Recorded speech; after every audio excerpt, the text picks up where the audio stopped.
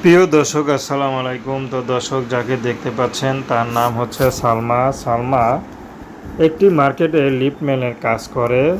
তো সেখান থেকে যা পায় তা দিয়ে কোনো মতে চলে। সালমার বিয়ে শাদী হয়নি। সালমার বিয়ে শাদীর জন্য ইউটিউবে এসেছেন। আসলে সালমার বাবা নেই, মা আছে, মা অসুস্থ, ছোট একটা ভাই আছে, মাদ্রাসায় পড়ে। সালমার ইনকামেই সংসার চলে। তো লিফটম্যানের কাজ করে সালমার যেমন তেমন একটা টাকা পয়সা পায় না। তো যা পায় তা দিয়ে কোনো মতে চলে। মাস শেষে হয়তো ঘর ভাড়া আটকে যায়, বা ঘর ভাড়া দিলে খাবার খরচ ঠিক মতো হয় না।